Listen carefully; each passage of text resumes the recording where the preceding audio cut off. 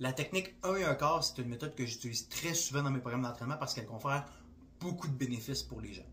Donc, comme son nom le dit, une répétition, en fait, c'est effectuer une répétition complète et un quart d'exécution. Donc, si je prends l'exemple d'un dumbbell press, donc, ça serait comme ça ici. Donc, je descendrais dans ma position d'étirement, je reviendrai faire un quart d'exécution, je reviendrai dans ma position d'étirement et je terminerai ma répétition. Et ça me permettrait de compléter une répétition.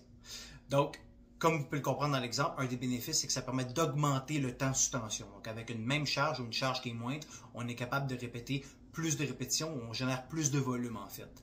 Donc, ce qui est un avantage pour notamment augmenter le mind-muscle connection. Donc, on passe beaucoup plus de temps dans notre série, dans notre exécution. Donc, ça augmente le temps sous tension. Ça fait en sorte que notre muscle doit contrôler plus la charge.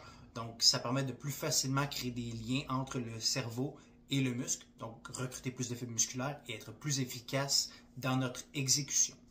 Un autre avantage, en fait, qui est très intéressant, que moi j'aime beaucoup utiliser, c'est que c'est une bonne manière d'initier les gens à travailler la vitesse et l'explosion dans une répétition. Pourquoi? Parce que si on reprend l'exemple du dumbbell press, vous voyez ici, quand j'arrive dans la position d'étirement, j'ai une espèce d'effet d'élastique, une espèce de blocage qui se passe. Et ça, en fait, c'est ce qu'on appelle le réflexe myotatique. Donc, le réflexe myotatique, c'est un réflexe de protection qui est déclenché par le système nerveux. Donc, c'est 100% nerveux, on le contrôle pas nous-mêmes. C'est un réflexe de protection.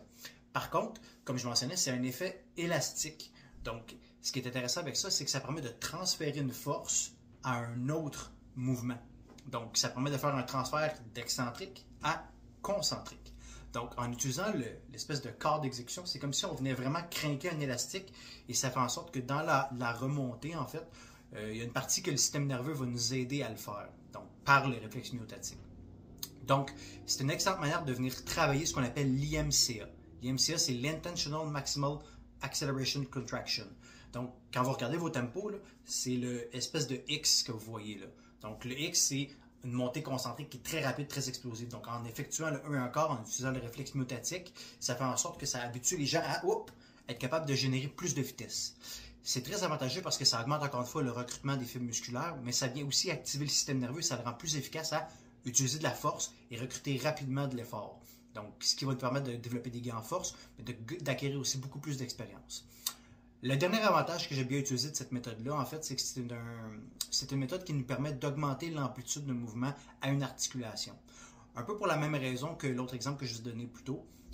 En fait, dans l'extrémité musculaire, on a le réflexe myotatique qui protège l'articulation, mais quand on a des pertes de motricité ou quand on a justement une tension musculaire qui vient débalancer une articulation, ce réflexe-là va se déclencher plus vite, ce qui ne nous alloue pas à aller chercher la pleine amplitude qu'on devrait être capable d'aller chercher.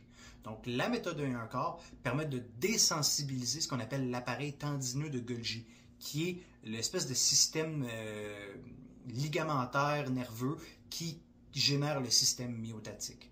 Donc, en utilisant la méthode 1 et 1 quart sur des mouvements qui ont des très grands degrés d'amplitude sur des articulations clés, comme le genou, l'épaule, c'est par exemple un split squat, un squat, ou un shoulder press, un dumbbell press, un fly, bien, ça permet de regagner de la mobilité en quelque sens parce que ça désensibilise, excusez-moi, ce réflexe-là et ça permet de tranquillement, pas vite, être capable d'aller rechercher plus d'amplitude à l'articulation. Ça relâche le tissu musculaire dans son extrémité et ça fait en sorte qu'on est capable de gagner plus de mobilité rapidement sans augmenter les chances de blessure.